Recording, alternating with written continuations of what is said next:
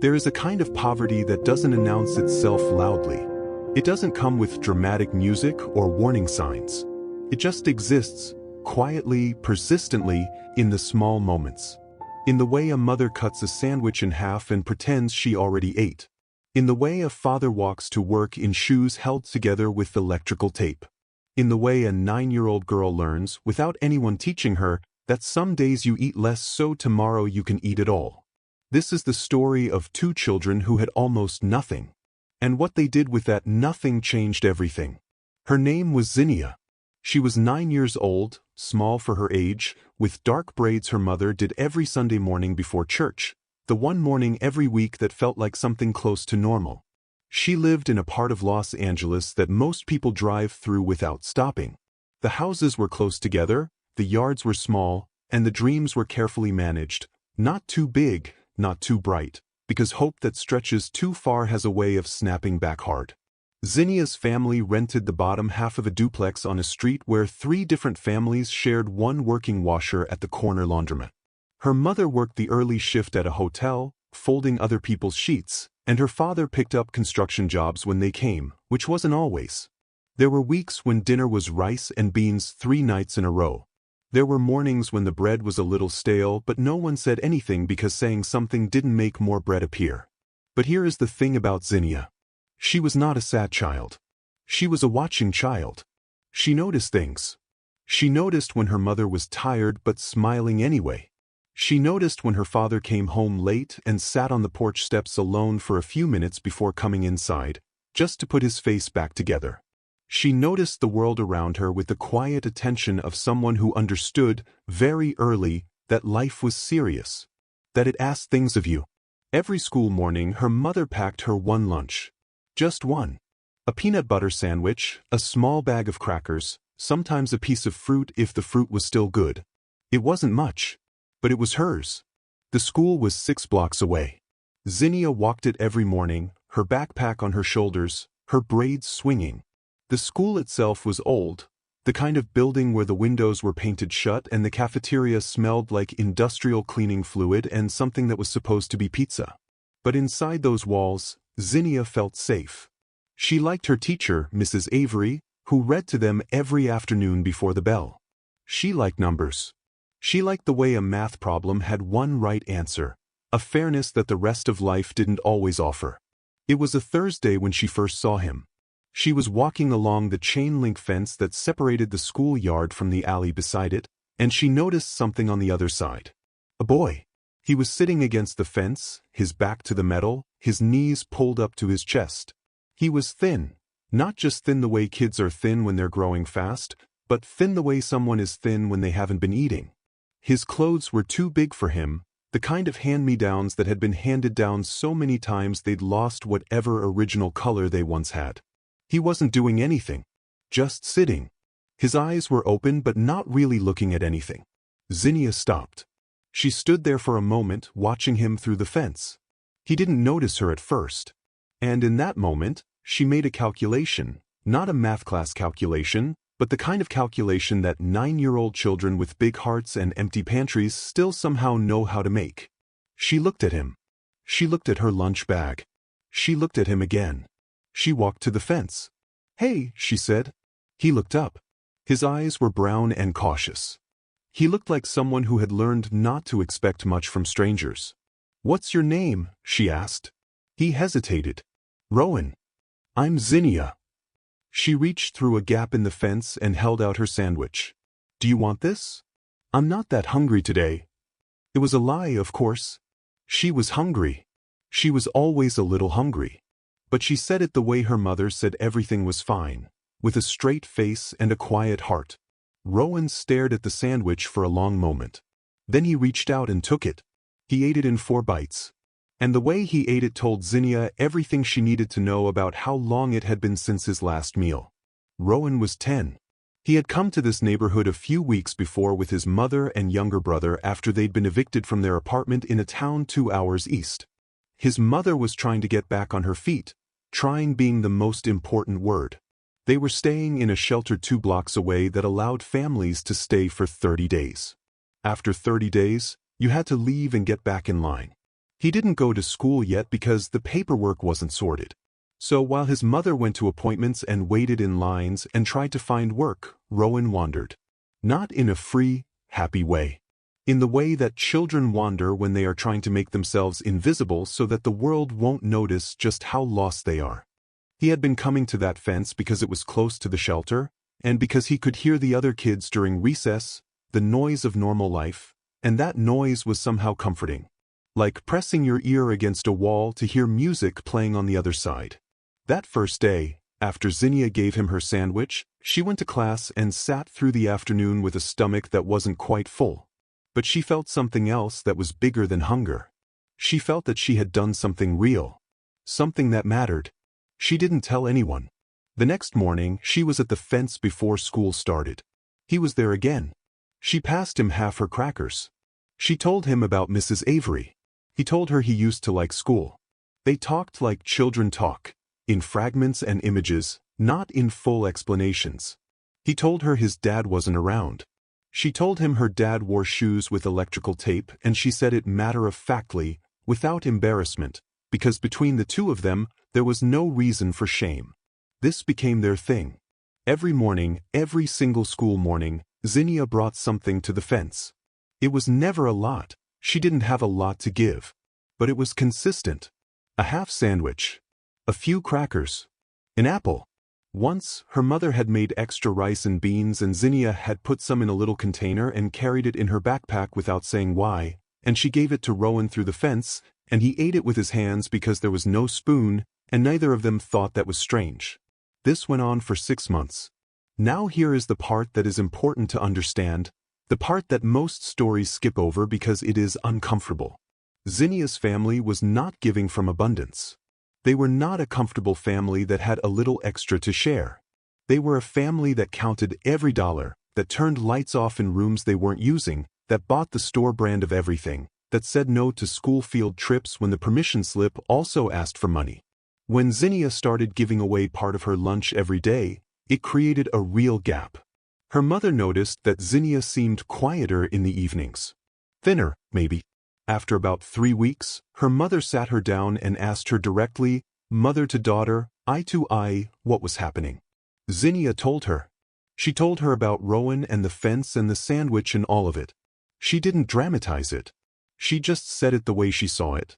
There was a boy who was hungry and she had food and that was that. Her mother was quiet for a long time. Then she did something that Zinnia never forgot.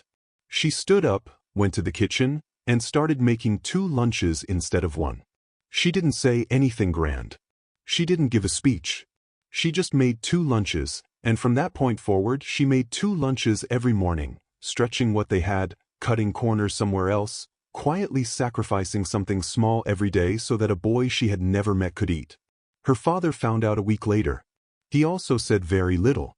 But one Saturday morning he fixed the extra containers they had in the cabinet, and he made sure there was always something, that Zinnia could bring to the fence on Monday. This is what real generosity looks like. Not the kind that costs nothing. The kind that costs something real, something you actually need, given anyway without applause. Rowan received all of this without fully understanding it. He understood that Zinnia was kind. He understood that her food helped him survive days that would otherwise have been very hard. But he was 10 years old, and 10-year-olds don't have the full vocabulary for what it means when someone poor chooses to give to someone poorer. He just knew that every morning, when the world felt heavy and uncertain, there was a girl with braids on the other side of a fence who showed up. He looked forward to it the way people look forward to the only reliable thing in an unreliable life. And then, after 6 months of this small daily miracle, things changed. A man contacted Rowan's family. He was a friend of Rowan's father, a distant connection, the kind of thin thread that poor families sometimes pull because it is the only thread available. His name was Mateo. He lived in the Los Angeles harbor area, near the port. He had worked there, or at least knew of work. He told Rowan's family to send the boy. He was old enough, Mateo said, to do something, to help out, to start learning how the world worked. It was not a generous offer. It was a practical one. The kind of arrangement that isn't written down anywhere and doesn't come with any guarantees. But it was something. And when you have nothing, Something is everything. The day before Rowan left, he stood at the fence one last time. Zinnia was there. She knew he was leaving. He had told her 2 days before. She had spent those 2 days trying to figure out what to say, and she had come up with nothing adequate, because some things don't have adequate words. She passed him the lunch through the fence. He took it but didn't eat right away. He held it. "I'm gonna come back," he said. "When I have money. When I'm somebody." Zinnia looked at him the way a 9-year-old girl looks at a 10-year-old boy when she already understands, even without experience, that the world doesn't always cooperate with what we intend. "Okay," she said. "I mean it," he said. "I know," she said. And then, because she was 9 and didn't know what else to add, "Eat the sandwich before it gets warm." He smiled. It was the first real smile she'd seen from him in 6 months. He left the next morning, and Zinnia walked to school alone. There is a lesson already in this first part of the story, before Rowan has earned a single dollar, before he has built a single thing. The lesson is this: generosity is not a transaction. Zinnia did not give Rowan her lunch because she expected something in return. She gave it because she saw a person who needed it and she had something, even a small, insufficient something, that could help. Her family gave not because they had extra but because they chose to prioritize someone else's hunger alongside their own. They didn't document it. They didn't talk about it. They just did it every single day for 6 months. That is not a small thing. That is, in fact, everything. The world talks a great deal about big dramatic acts of charity, the large donations, the grand gestures, the foundations with names on buildings. And those things matter. But the truest form of generosity is the kind that Zinnia's family practiced. Small, consistent, costly, and quiet. Given not from wealth, but from character. And the boy who received it carried it with him like a lantern into the dark. The port of Los Angeles is not a romantic place. It is loud and industrial, and it smells like salt water and diesel fuel and the particular kind of exhaustion that comes from physical labor that never fully ends. Cranes rise up against the sky like metal giants. Container ships come in from the Pacific, from China, from South Korea, from Vietnam, from everywhere, carrying the weight of the world's commerce in steel boxes stacked 6 stories high.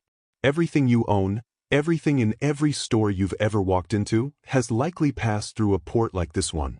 But the men and boys who work there, they are invisible. Nobody thinks about them when they unpack a box. Rowan arrived at 11 years old. He had almost nothing with him. A bag. A few clothes. The phone number of a woman back home who was his mother, written on a folded piece of paper in his shirt pocket because he was afraid he would forget it if it wasn't close to his heart. And one other thing, not a physical thing, but something he carried just as carefully. A promise he had made to himself and whispered, half out loud, to a girl standing on the other side of a chain-link fence. Mateo met him at the bus stop. Mateo was a broad man in his 40s with calloused hands and a face that had been weathered by years of outdoor work. He was not cruel, but he was not warm either.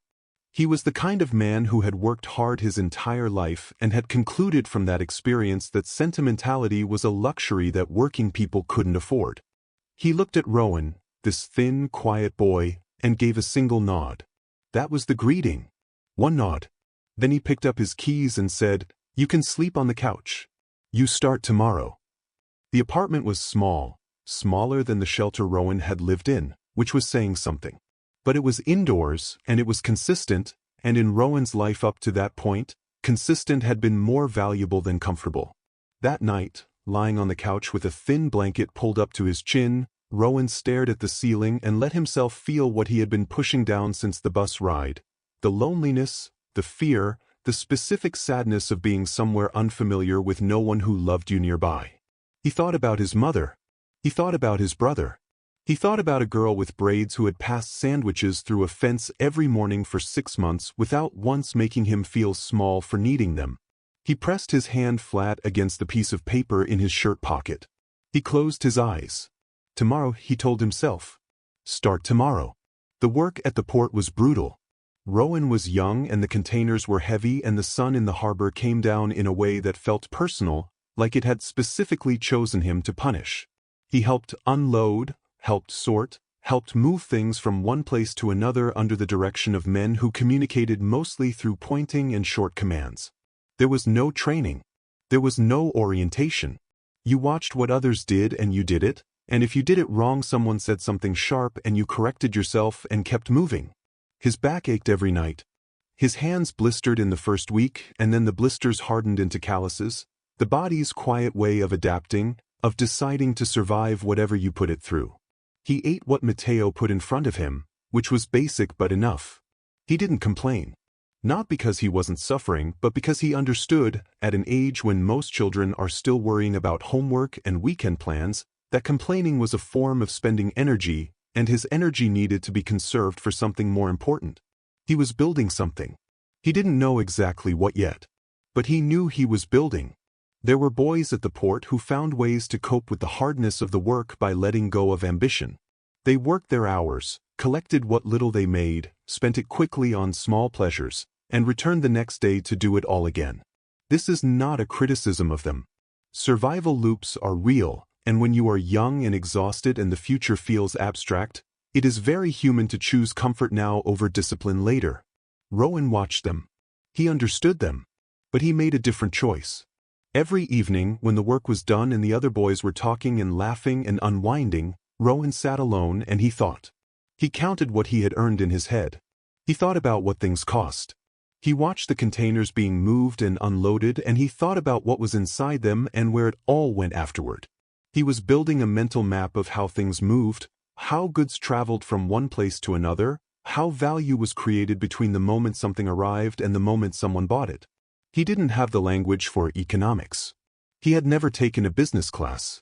But he had something that no classroom can give you, the hunger of someone who has decided that their current situation is not their permanent one.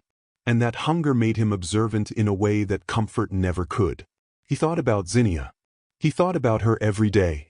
Not in a distracted, daydreaming way. He couldn't afford distraction. But in a purposeful way. She was his compass point.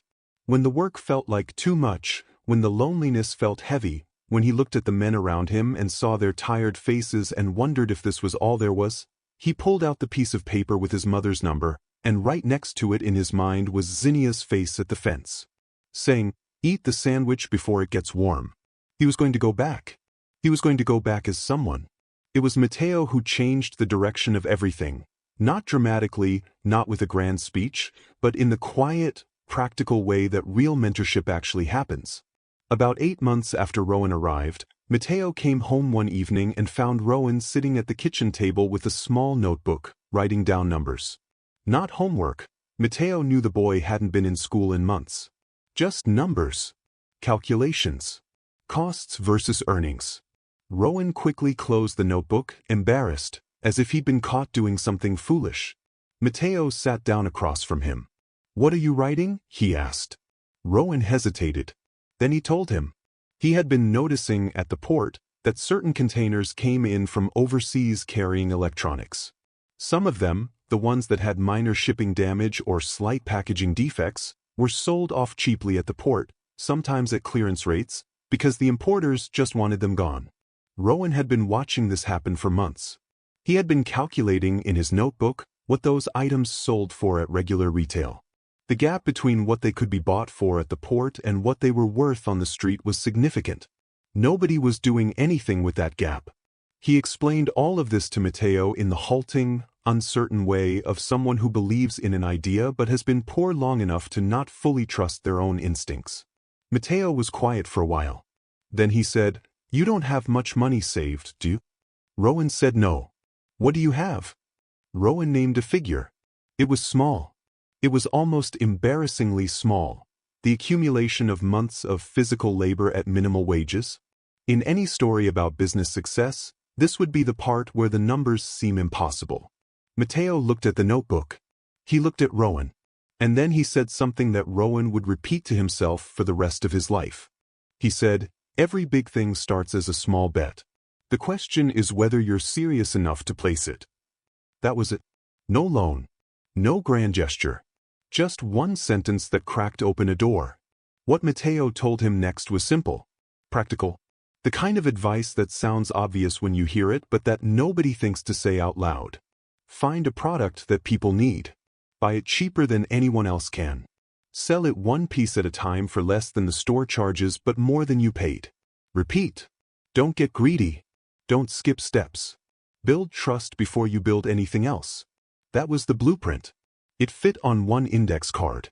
It did not require a business degree or a startup fund or a network of wealthy contacts. It required discipline, observation, and the willingness to start very, very small. Rowan spent 2 more weeks watching the port clearance sales carefully. He spoke to workers. He asked quiet questions. He learned which containers typically held electronics and when the clearance windows opened. He learned how the pricing worked. He saved every dollar he could from his port wages, skipping small purchases, eating as simply as possible, treating every dollar as a seed rather than a reward. And then one morning he stood in front of a pallet of hair dryers. They had come in as part of a bulk shipment. A box had been slightly crushed during transit. The internal packaging and products were perfectly fine, but the outer carton was damaged, and the importer had no interest in processing individual damaged cartons at full value. The lot was being cleared. Rowan had exactly enough money to buy 1 box. 1 box. 20 units. He stood there for a long moment. His hands were in his pockets. His heart was doing something complicated. This was every dollar he had saved in months of hard labor. This was everything. If it didn't work, he was back to zero. He bought the box.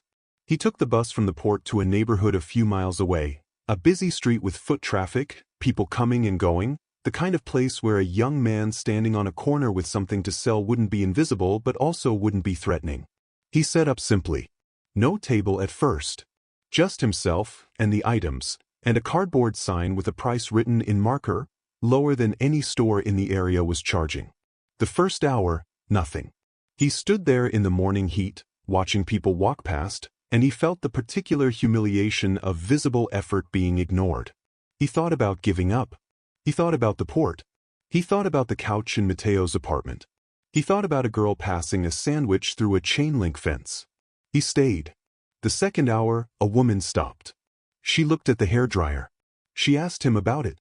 He answered honestly. It was brand new. The outer packaging had been slightly damaged during shipping. The unit itself was completely fine. She turned it over in her hands. She looked at the price again. She bought it. Then another person stopped because they had seen the first transaction. This is how street-level commerce has worked since the beginning of human trade. The first sale creates visibility, visibility creates interest, interest creates the next sale. By midday, Rowan had sold 6 units. By late afternoon 10. He sold 10 hairdryers in one day. He packed up what was left, took the bus back to Mateo's apartment, and sat at the kitchen table and counted his earnings. He counted them twice because he didn't trust the first count. Then he sat back and stared at the ceiling. In one day, he had made more money than he typically earned in 2 weeks of port labor. He didn't celebrate loudly. He didn't go out. He sat very still and he let the information settle into him like something solid, like the foundation of a building being poured and cured. He understood, in that moment, that he had found something. Not a shortcut. Not a lucky break. A method. A repeatable, disciplined method. He went to sleep that night and for the first time in a long time, the ceiling didn't fill him with anxiety. It filled him with something that felt cautious but unmistakably like hope. The next morning he was up before Mateo. He went back to the port and sold the remaining 10 units before noon. Then he reinvested everything he had made back into more product. This is the part of the story that is easy to say quickly and easy to underestimate. It sounds simple. Buy low, sell on the street, repeat. But what it actually required from Rowan, every single day without exception, was a level of discipline that most adults struggle to maintain. He had to wake up earlier than he wanted to. He had to stand on street corners in heat and cold. He had to talk to strangers when every instinct built by years of instability told him to keep his head down. He had to resist the urge to spend his growing earnings on comfort or relief, to keep reinvesting instead of rewarding. He had to study, informally and obsessively, which products moved faster and which ones sat. He had to adapt his locations based on what he observed. He had to track every dollar in and every dollar out in his small notebook with a precision that left no room for fuzzy thinking. He was not yet a teenager. And he did all of this because every night, before he slept, he thought about where he had come from. He thought about his mother and brother. He thought about what it felt like to be hungry on the other side of a fence while normal life played out on the other side. He thought about a promise, not a grand, publicized promise, but the quietest kind, the kind made under pressure when you're 10 years old and have nothing, and he decided, every single morning, that the promise was worth more than the comfort of staying still. That is not a talent. That is a choice. Made daily. Over the following year, Rowan built something. It wasn't dramatic from the outside. He wasn't a story anyone was telling yet. He was just a young man who showed up in different neighborhoods with different products, electronics, mostly because he had come to understand that sector, and sold them honestly at fair prices. His margins were consistent. His word was reliable. People who bought from him once came back. Some of them started asking him to find specific items for them. That was when he understood he wasn't just a street vendor anymore. He was, in the roughest and most informal sense, a trader. He expanded his product range carefully. He never bought more than he could sell. He never went into debt. He kept his overhead at almost nothing. He was still sleeping on Mateo's couch, still eating simply, still treating every saved dollar as a seed. He studied the port's clearance patterns the way a scholar studies texts. He developed relationships with people who knew when the good lots were coming in. He built a reputation for showing up, following through, and never misrepresenting a product. And slowly, not overnight, not in a montage, but in the grinding, daily, unspectacular way that real financial progress actually works, the numbers grew. The first time he had enough money to buy an entire container, not just individual items from a cleared lot, but a full container of imported goods. He stood at the port in the early morning with Mateo beside him and felt something shift in his chest. Not excitement, exactly. Something quieter and more serious than excitement. He thought about the hairdryers. He thought about the cardboard sign. He thought about 10 units sold on a street corner in one afternoon. He thought about how far that first small bet had traveled. He bought the container. And then, instead of taking it to the street, he did something that changed the scale of everything. He went to the shops. He walked into small hardware stores, electronics shops, general goods retailers in the area around the port, the kinds of small businesses that were always squeezed between what they had to pay suppliers and what their customers were willing to spend. He walked in without an appointment, without a business card, without anything polished or professional. He walked in as himself, a young man with a straight back and a quiet confidence built from years of showing up, and he made them a simple offer. Whatever you're currently paying for the products I carry, I will supply them to you for 10% less. Same quality. Consistent delivery. No games. Some of them laughed. Some of them closed their doors. But some of them, the ones who had been doing the math themselves for years and knew exactly how tight their margins were, sat down and listened. And then they placed orders. This is where Rowan's story crosses from survival into something else. Because once the shop started buying from him, once he had regular wholesale accounts, predictable volume, and a reputation in the business community around the port, he was no longer just a trader. He was a supplier. And suppliers, done well, are trusted. And trust, in business as in life, is the most valuable thing you can accumulate. People started to know his name. Not because he advertised it or pushed it, but because he had done the same thing at every level of his journey. He had showed up every day and done what he said he would do.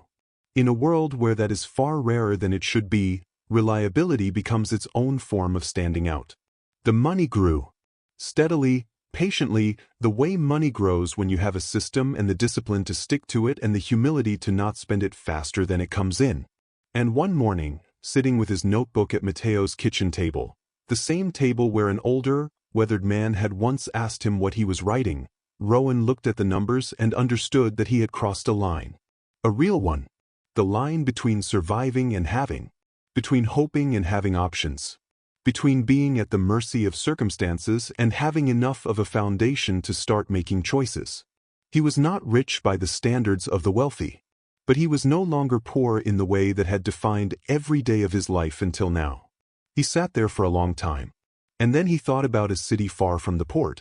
A neighborhood with houses close together and small yards. A chain link fence. A girl with braids who had made him a quiet, unasked-for promise every morning for 6 months. The promise of showing up, of not letting him be invisible, of treating his hunger as something worth responding to. He had made a promise too.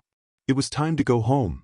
There is a lesson that lives in the middle of this story, in the years of hard work between the fence and the container. Most people, when they think about financial progress, think about the moment of breakthrough, the big deal, the lucky connection, the sudden success. And they miss the 10,000 ordinary mornings that made that moment possible. They miss the cold early starts and the counted pennies and the street corners where nothing sold for an entire hour.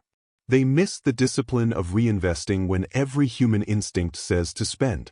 They miss the patience of building trust one honest transaction at a time. Rowan's strategy was not complex. Buy undervalued goods. Sell at fair prices. Repeat with discipline. Never spend more than you earn.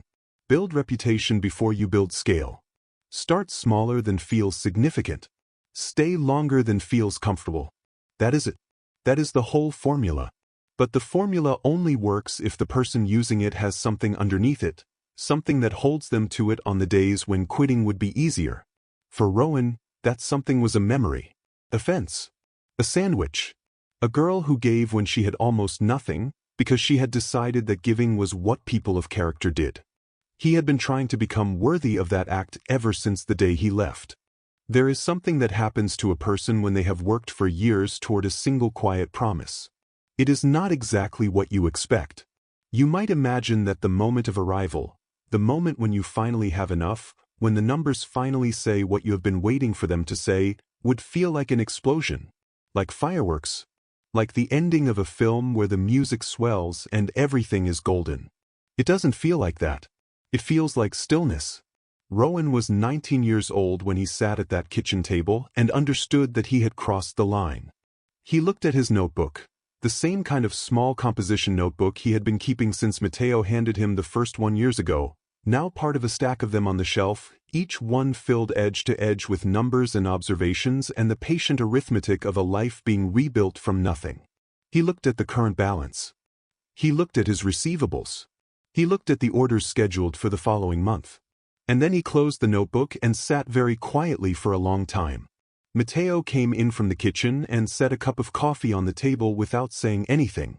He had learned over the years when Rowan needed to be spoken to and when he needed to be left alone with his thoughts. This was a moment for quiet. Matteo sat across from him and drank his own coffee and looked out the window at the port, at the cranes against the early morning sky. After a while, Rowan said, "I think I need to go back." Matteo didn't ask where. He already knew. In all the years Rowan had lived in his apartment, on the couch at first, then in the small back room when Matteo's neighbor moved out, then in a modest apartment of his own 2 buildings down when Rowan could finally afford it, Matteo had heard the name Zinnia exactly twice. But twice had been enough. You don't mention someone twice in years of sparse conversation without that person occupying a large and permanent space in your internal world. "You've been ready for a while," Matteo said. "You were just finishing something first." Rowan nodded. He left 3 days later. The neighborhood looked the same. This is one of the quietly devastating things about returning to a place you left in difficult circumstances. It has not been waiting for you. It has not changed in response to your absence. The houses were still close together. The yards were still small. The laundromat on the corner still had a hand-lettered sign in the window. The streets still had that particular quality of endurance, the look of a place that has been getting through things for a long time and expects to keep getting through things and has made a certain peace with that. Rowan drove through it slowly. He had a car now, nothing flashy, nothing that would draw attention, just reliable transportation, the kind of vehicle that says its owner has priorities and none of them involve impressing anyone. He drove slowly because he wanted to look. Because he had been away for 8 years and he wanted to feel the weight of that. He parked on the street and got out and stood there for a moment. He could see the school from where he was standing. The fence was still there. Of course it was still there. He walked to it and put his hands on the cold chain link and looked through to the schoolyard on the other side, and for a moment he was 10 years old again, sitting on the other side of this fence, hollow with hunger, watching the noise of normal life play out at a distance that felt impossible. He stood there for a long time. Then he went to find his family. His mother cried. Not quietly, the kind of crying that has been waiting for years, accumulated from every phone call that ended with "I'm okay, don't worry, I'm fine," every gap between calls when she didn't know for certain, every prayer said in the dark. She held him the way mothers hold children they have missed so long that the holding itself has to carry all the words that didn't get said. His brother, now 17, stood back with the careful coolness of a teenager who didn't want to appear overwhelmed, but his eyes said everything. They sat together in the same small living room that Rowan remembered from childhood, and Rowan told them his story. Not the highlight version. Not the version that makes it sound like one brave decision leading naturally and easily to success. He told them the real version. The blistered hands, the street corners, the hour when nobody stopped, the nights of calculation by lamplight, the discipline of reinvesting when everything in him wanted to just rest. He told them about Mateo and the notebook and the container and the shops. His mother listened with her hands folded in her lap, nodding sometimes, crying sometimes, and she said very little because she understood that this was her son giving her something, giving her the truth of where he had been, which is the most valuable thing a person can offer someone they love. When he was done, the room was quiet. Then he said, "I need to find Zinnia." His mother looked at him for a moment. Then she nodded. "I always thought you would," she said. It took several days. This part of the story is important because it is not easy. He did not arrive in the neighborhood and immediately find her. He asked around. He went back to the school and spoke to an administrator who could not give out personal information but who mentioned, carefully, that the family still lived in the area. He walked the streets. He asked at the laundromat. He asked at the small grocery on the corner where he remembered Zinnia's mother sometimes shopped. On the fourth day, a woman recognized him. She was a neighbor who had lived across from Zinnia's family for years. She looked at Rowan with the particular careful expression of someone who is deciding whether to trust a stranger with information about people they care about. Rowan understood. He did not push. He told her his name. He told her, as simply as he could, that Zinnia had been kind to him when they were children and that he owed her something he had never been able to repay and that he would like the chance to tell her so. The woman studied him for a long moment. Then she gave him the address. The house was small. Not much different from the house Rowan had grown up in, the house his own family had been pushed out of, the kind of house that is holding itself together through sheer routine, through the daily effort of people who don't have extra resources but refuse to give up the dignity of a kept home. The front step had been swept. There was a potted plant by the door. Rowan stood on the sidewalk in front of it for several minutes. He thought about everything that had happened between the fence and this doorstep. 8 years. Thousands of early mornings. Hundreds of street corners. Notebooks filled with numbers that each represented a day of discipline, a choice made when the easier choice was available. He thought about the hairdryers and the cardboard sign and Mateo's one sentence about small bets. He thought about the container. He thought about the shops that now called him by name and placed orders in advance because they trusted him. He had built all of that. He had built it from a box with a crushed corner and the savings from months of unloading ships in the harbor heat. But standing here, on this sidewalk, all of it felt like the background to the real story. The real story had started at a fence. With a girl who decided, without being asked and without any guarantee of anything in return, that his hunger was worth responding to. He walked up to the door and knocked. Zinnia opened it. She was 17 now. The braids were gone. Her hair was natural, pulled back simply. She was taller than he had imagined, though he realized he had been picturing her as 9 years old because that was the only version of her he knew. She looked at him with the careful attention of someone who doesn't immediately recognize a face but senses something familiar about it. Then her eyes changed. "Rowan," she said. Not a question. A recognition. "Yeah," he said. "It's me." She looked at him for a long moment. He let her look. He understood that this moment required time, that she was doing what he had done on the sidewalk, which was absorbing the distance between what she remembered and what was standing in front of her now. "You look different," she said finally. 8 years, he said. She nodded slowly. Then she stepped back and opened the door wider, and he came inside. They talked for 3 hours. Her parents were home. Her mother and father, older now, carrying the particular tiredness of people who have worked hard for a long time without the relief of financial ease. They recognized Rowan after a moment and treated him with the quiet warmth of people who remember doing something good and don't need thanks for it but are glad the person turned out all right. Zinnia's father shook his hand. Zinnia's mother made tea. And then the parents quietly found reasons to be in other parts of the house, because they understood that the two young people needed to talk, and that there are conversations between people who have history that require a certain privacy. Zinnia and Rowan sat across from each other at the kitchen table, and they talked the way people talk when they have years to cover and know that any order is the wrong order and just have to start somewhere. He told her what his life had been. She told him what hers had been, still in this neighborhood, still in this house, working part-time while she finished her last year of high school, taking care of things at home, trying to figure out what came next. She was not bitter. That was the thing that struck him most about her. She carried no bitterness about the smallness of her circumstances. She spoke about her life with the same matter-of-fact clarity she had always had. This is what things are. This is what I'm doing about it. This is what I'm hoping for. She was still, at 17, exactly who she had been at 9. Someone who looked at reality without flinching and responded to it with whatever she had available. He told her about the promise. He said it plainly, not dramatically, not with grand romantic language. He said, "When I left, I told you I would come back when I was somebody. I told you I was going to come back and that I wanted to marry you. I was 10 years old and I didn't know anything except that you had been the most decent person I had ever encountered in my life, and I wanted to be worthy of that. I have spent the last 8 years trying to become someone who deserves to say that out loud to your face." Zinnia looked at him. "I remembered," she said. "I know. I didn't know if you would actually come back." "I didn't know either," he said. "But I knew I was going to try." She was quiet for a moment. Outside, a car went by. The refrigerator hummed.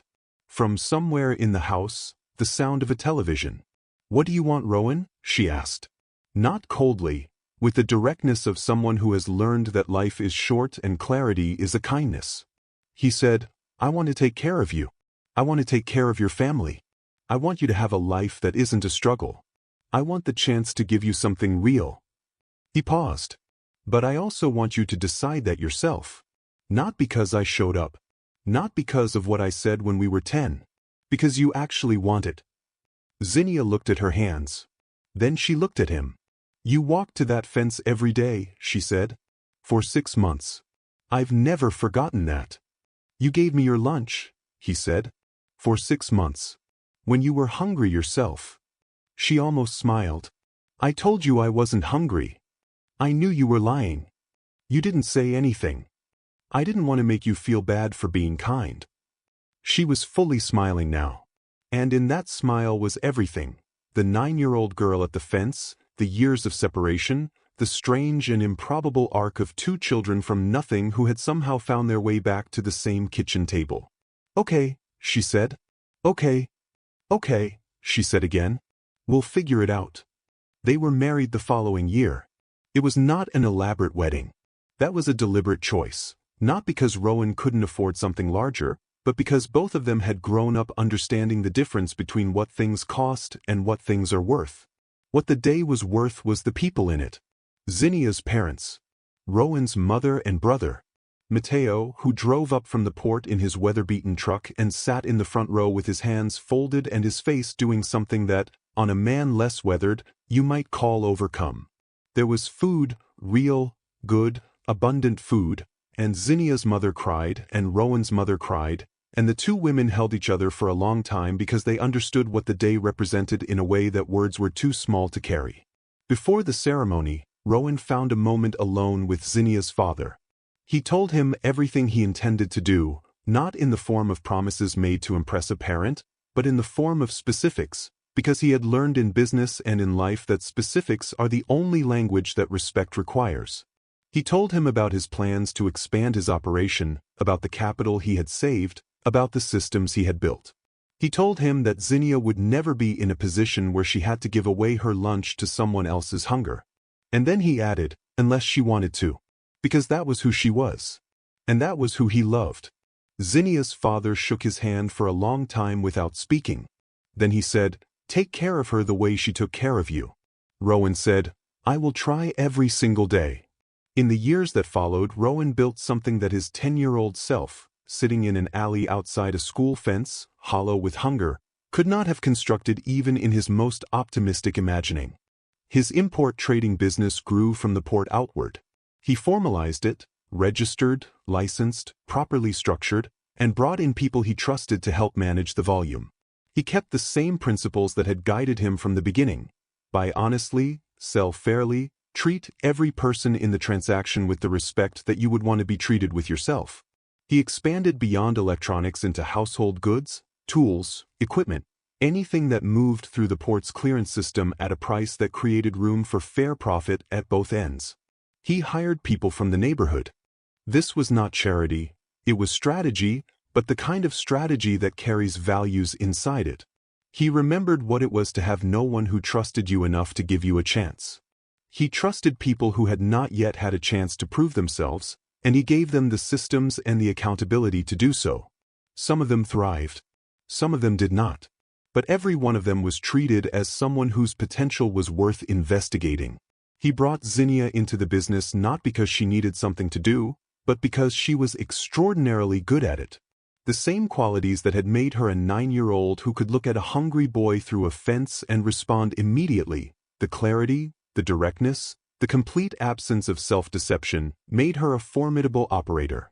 She ran their supplier relationships with a precision and warmth that Rowan, for all his discipline, lacked. People trusted her immediately because she was incapable of being anything other than exactly what she appeared to be. His mother and brother moved to a better home.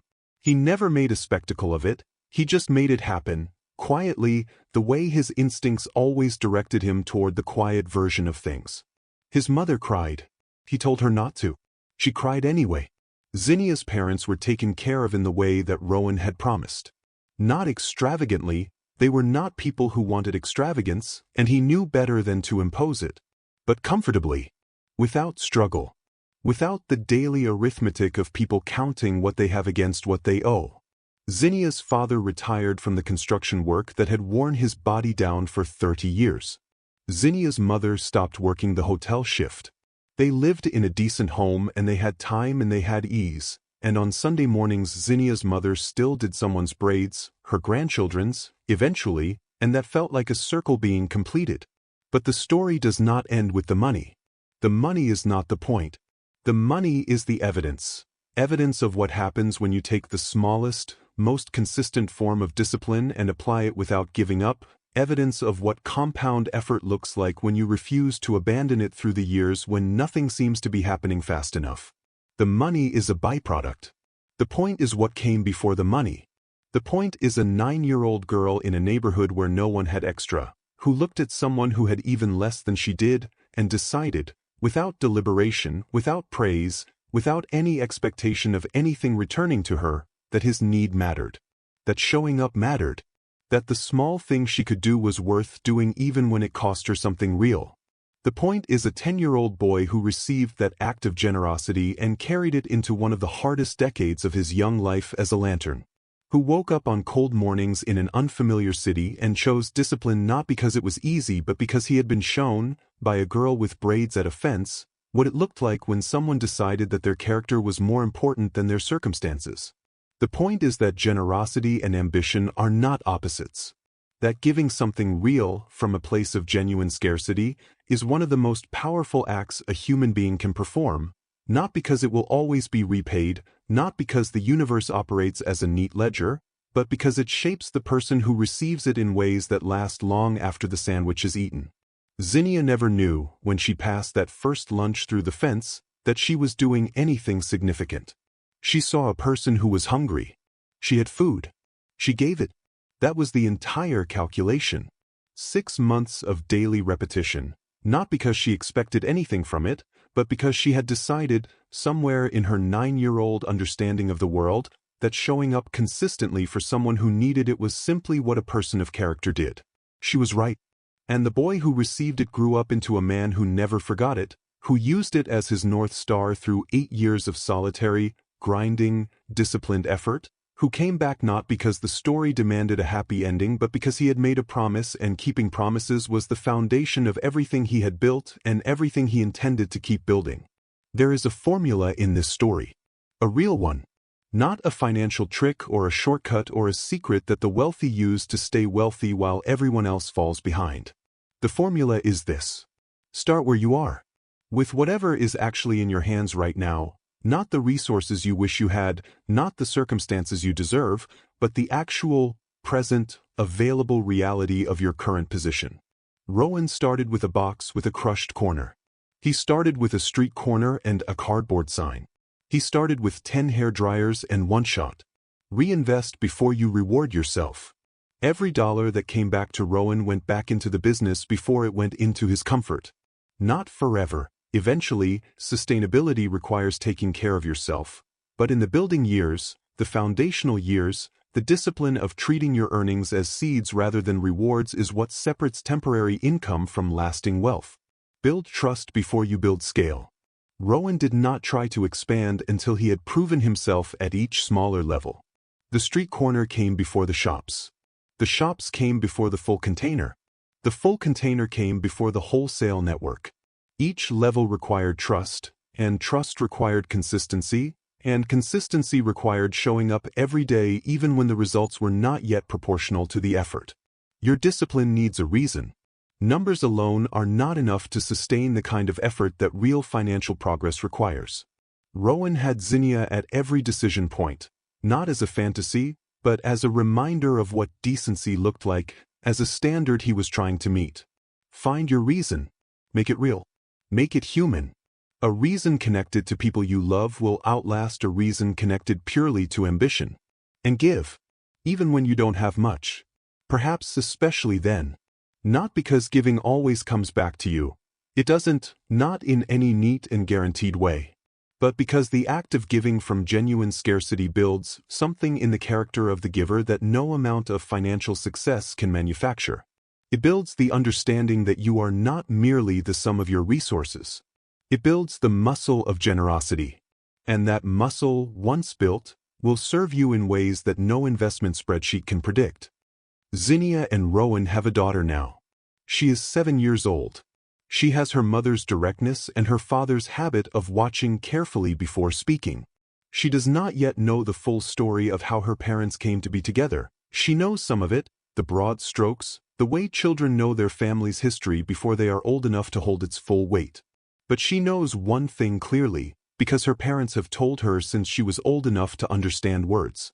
She knows that a long time ago, her mother gave someone her lunch. Every day for 6 months. When she didn't have much to give. And that small thing, done consistently and without expectation, set something in motion that changed the direction of 2 lives. She has asked, the way children ask things, whether she will ever have to give her lunch away. Her parents told her, maybe. They hope not. They hope she never knows the particular pressure of that decision. But if she ever finds herself at a fence, looking at someone on the other side who is hungry, and she has food, they hope she will be the kind of person who doesn't look away. She thought about this for a while, in the serious, processing way that 7-year-olds think about things that are larger than they can fully hold. Then she said, okay. But I would also give them my crackers. Her parents looked at each other over her head. And that, more than any number in any notebook on any shelf, is the thing they are most proud of. This is the story of Zinnia and Rowan. It is a story about poverty and discipline and the slow, unglamorous, daily work of building something from nothing. It is a story about trade and strategy and the real mechanics of how financial progress happens when you have no one handing you anything and no floor beneath you if you fall. But underneath all of that, underneath the port and the containers and the notebooks and the years, it is a story about what one act of consistent, costly, quiet generosity can do to a human life. Zinnia gave Rowan food. Rowan gave himself a standard to live up to. And the standard did the rest. If you take nothing else from this story, take this. You do not have to be wealthy to be generous. You do not have to wait until you have enough to start giving.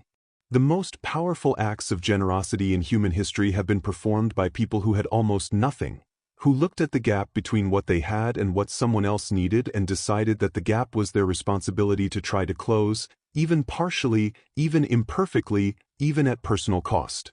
And you do not have to wait for perfect circumstances to start building.